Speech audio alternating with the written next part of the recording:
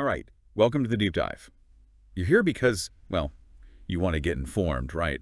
But efficiently. And that's what we're all about here. That's it, yeah. Cutting through the noise and giving you those key insights you need. Think of it as your shortcut to really understanding a topic, deeper than just skimming the surface. We've gone through all the information, all those long articles, and pulled out the stuff that really matters. Exactly.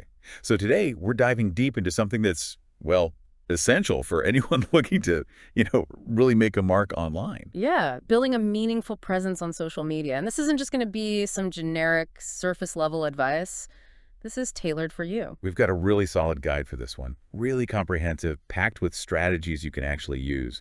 Practical stuff. That's the goal. Our mission, to get you the most important and hopefully a few surprising insights that'll help you build a strong social media presence, without feeling overwhelmed by it all.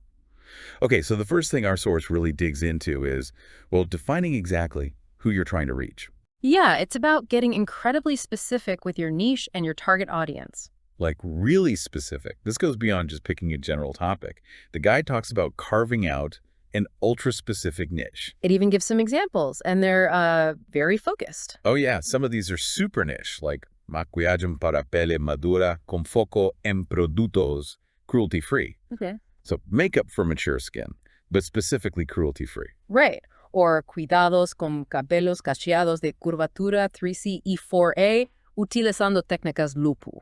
Wow, okay, so care for curly hair, but specifically types 3C and 4A using low poo techniques. That's laser focus. It almost feels too narrow, doesn't it? You might think so, yeah.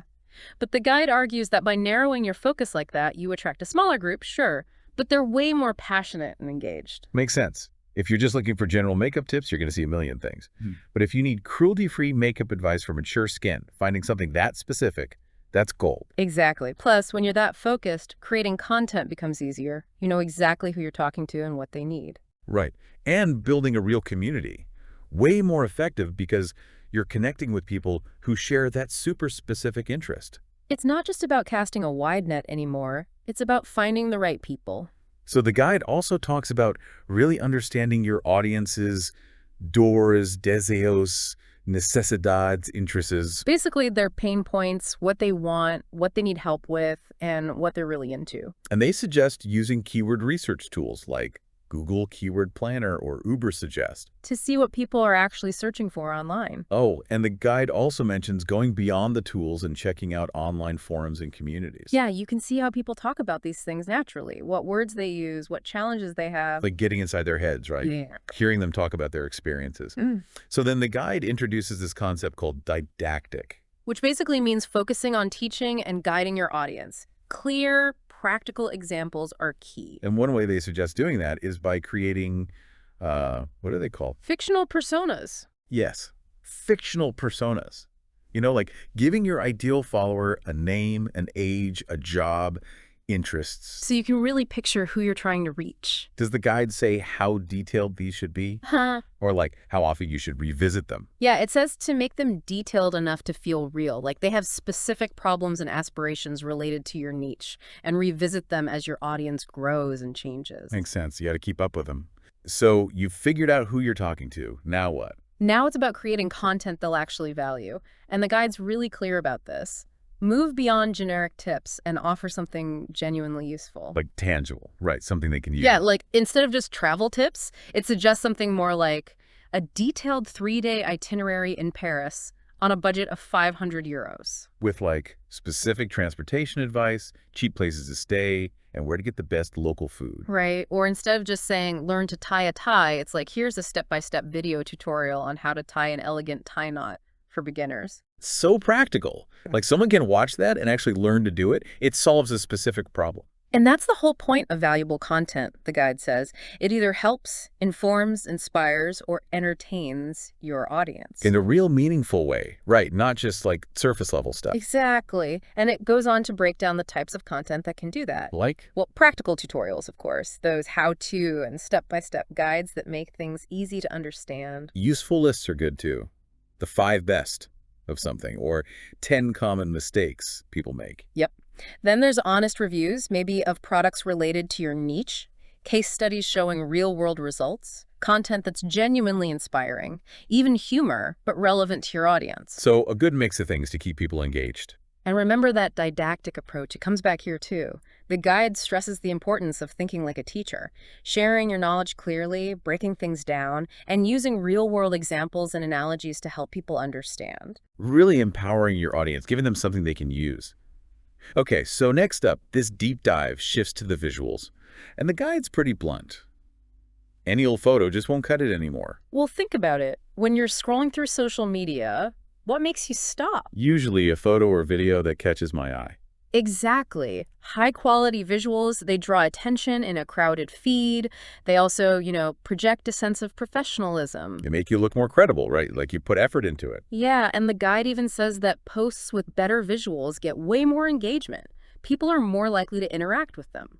So first impressions really matter online. And the guide gives some good tips for improving your visuals. Like using editing apps like Snapseed or VS Suro to adjust things like brightness and contrast. And for videos, it says to make sure you have good lighting. Natural light's great, but you can also get affordable softbox setups. Oh, and don't forget audio. Invest in a lapel mic, even a simple one, makes a huge difference. And for editing, apps like InShot or CapCut are really user-friendly. So you can do basic stuff like cutting, adding captions, and even putting in music, upping your production value, but without needing a ton of fancy equipment. Right. And there's so many types of visuals to try. Professional-looking photos, illustrations, graphics. Short, catchy videos, like for Reels or TikToks. Engaging stories, maybe with GIFs or polls to get people involved.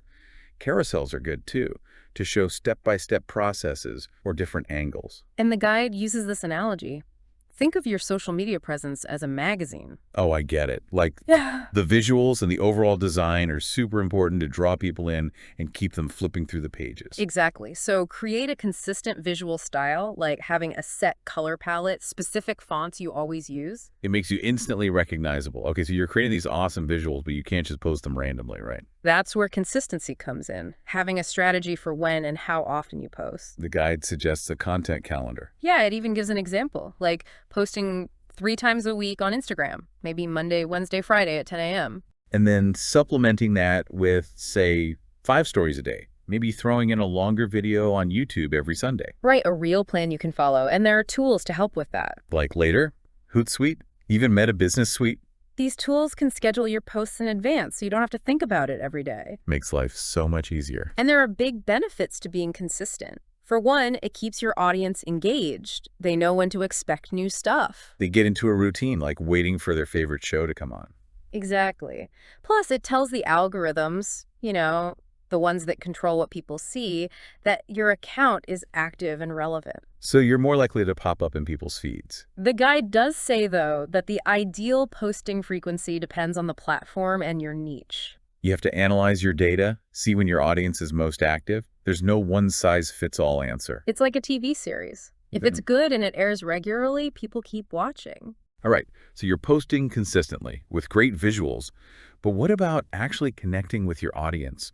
Not just, posting and ghosting. Right, you got to engage with them, and the guide stresses going beyond just liking comments. It says to respond to every comment, every message you get in a personalized, thoughtful way. Ask open-ended questions to get people talking. Use emojis to add some personality. Oh, and in your stories, use those interactive features like polls and Q&A boxes.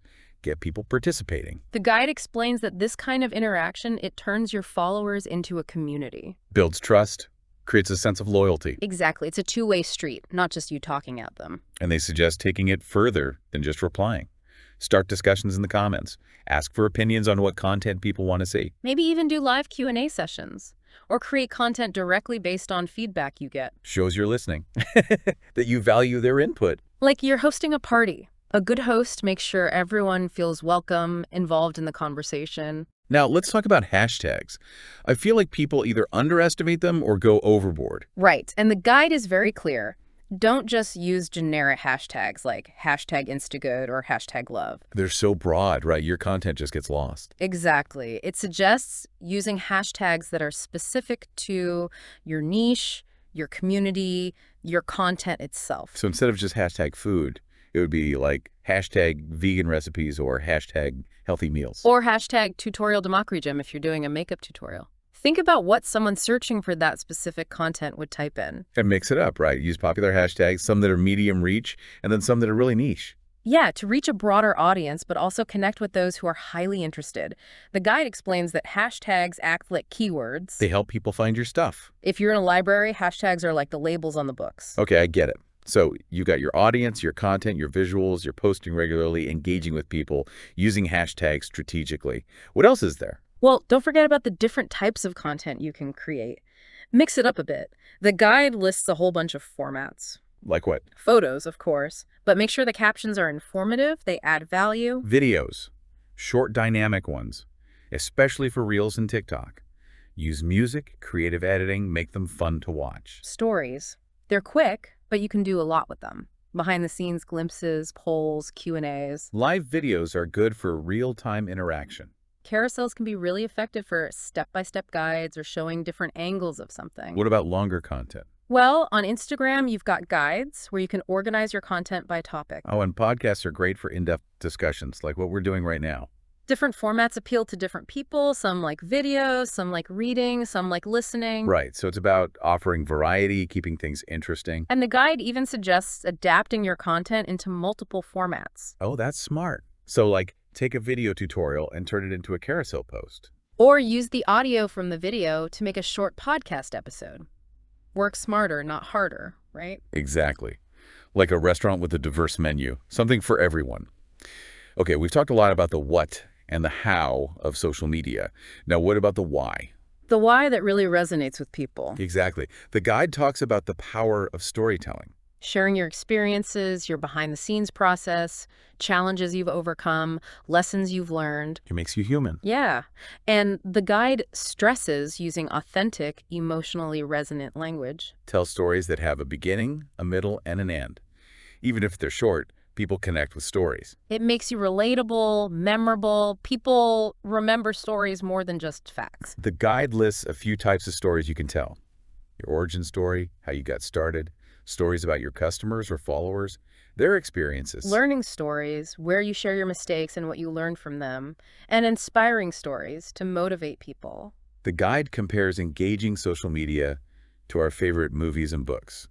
It's the stories that we really remember. If you can tell good stories, your content becomes more than just information. It connects with people on a deeper level. All right, so you're telling stories, building these connections. What about reaching even more people? The guide talks about collaborations. Yeah, teaming up with others. Yeah. But not just anyone, right? No, it says to identify creators, brands, influencers who are in a similar space but not direct competitors. So you can tap into each other's audiences without, like, stealing each other's followers. Right. And the guide suggests being proactive, approaching people with specific collaboration ideas. Like co-hosting a live stream, or creating a video or ebook together, maybe a joint giveaway, or even just participating in each other's projects. And it emphasizes being clear about everyone's roles and the benefits for both sides. So everyone's on the same page, no misunderstandings. Collaborations, when done well, can expose you to a whole new audience and bring fresh perspectives to your existing followers. It's like building a team, right? Everyone brings their own skills and connections. Exactly. You achieve more together than you could alone. Okay, you're creating content, telling stories, collaborating. But how do you know if it's working? You got to track your metrics, see how your content is performing. The guide talks about regularly monitoring things like reach, impressions, and engagement. Reach is how many people saw your content. Impressions is the total number of times it was displayed. And engagement is all those likes, comments, shares, link clicks, video views. Don't forget to track your follower growth, too. It's a good indicator of how things are going. The guide recommends using the built-in analytics tools on each platform. Yeah, like Instagram Insights, YouTube Analytics, and so on, but also third-party tools like Iconosquare and Sprout Social. They give you even more detailed data. And a simple spreadsheet can be super helpful for tracking your progress over time, seeing those trends. I know some people get overwhelmed by all the data, but it's really important. The guide says it helps you understand what's resonating with your audience. What's working, what's not. And it encourages looking beyond the overall numbers, you know? So not just like how many likes did a post get, but also what types of posts are doing well. What topics get the most engagement, how different captions affect things. It's about digging deeper. The guide compares it to the dashboard in your car. You need those gauges to know if you're going in the right direction. It's about making decisions based on real data, not just assumptions. Social media changes all the time, right? Yeah. New trends pop up, new features are released. So you got to stay updated. The guide recommends following social media news outlets, digital marketing experts, and thought leaders. Read blogs and articles, pay attention to what's going viral, and don't be afraid to experiment with new features. It's all about staying ahead of the curve, keeping your content fresh and relevant. But the guide also cautions against blindly following every trend. Yeah, make sure it makes sense for you and your audience. It's like surfing. You got to be aware of the waves to ride them effectively. Okay, so last but definitely not least, in a world that's so curated and filtered, what really stands out? Authenticity? Being yourself, right? Yeah, exactly. The guide encourages sharing your real opinions, your values, your passions.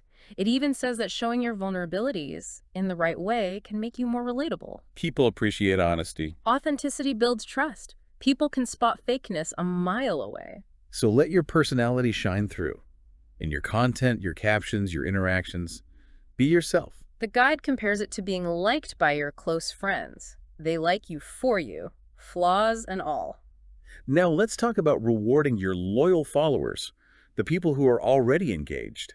The guide suggests offering exclusive content just for them. Special perks. Yeah, like in-depth tutorials, behind-the-scenes looks, exclusive Q&As, maybe discounts or early access to new stuff. You can use things like Instagram's Close Friends feature, private Facebook groups, or even membership platforms. Exclusive content shows your followers you value their support. It makes them feel special. And the guide says to ask them what kind of exclusive content they'd like. So you know you're giving them something they'll actually appreciate. It's like those bonuses you get for being a member of a club. Exactly. Makes them feel like they're part of something special. Okay, now you're creating all this great content. But it doesn't have to live on just one platform. Right. Promote it across all your channels. The guide suggests sharing your posts on different platforms. Yeah. Like putting your Instagram post on your Facebook stories, or vice versa. Put links to your other profiles in your bios. Mention your other channels in your videos and posts. It all helps. So create content that's specific to each platform, but also cross-promote when it makes sense. Increase your visibility. Drive traffic between your different online presences. It's like putting up signs in different store locations to direct people to your other branches. Makes sense. Absolutely. And finally, last point, don't underestimate the power of having a consistent visual identity. So people know it's you right away. Exactly. The guide says to choose a color palette, specific fonts, maybe design a logo if you don't have one. And then use these consistently everywhere. Your posts, your stories, your profile design, it all needs to look cohesive. You can even create templates to make things easier. A strong visual identity makes you instantly recognizable and projects professionalism. People remember you, and it strengthens your brand. Well, we covered a lot today. That was a seriously deep dive into social media success. So many practical ideas, from the basics to more advanced strategies. We really tried to pull out the most important takeaways from this guide, the stuff that will make a real difference. Now it's your turn, listener. What resonated with you most? What are your goals for social media? Don't try to do everything at once. Pick a few key strategies, the ones you think will have the biggest impact, and start there. And remember, consistency is key. Keep applying these principles. Understand your audience. Create valuable content. Engage with them authentically. Use hashtags strategically. Stay up to date on trends. And you'll be well on your way to building a thriving social media presence. It takes time and effort, but it's definitely achievable. Here's one last thought to leave you with. What's one small change you can make today that could have a huge impact on your social media growth in the next few months? Thanks for joining us for the deep dive. See you next time. Guys, see you in another podcast. Don't forget to subscribe to our channel.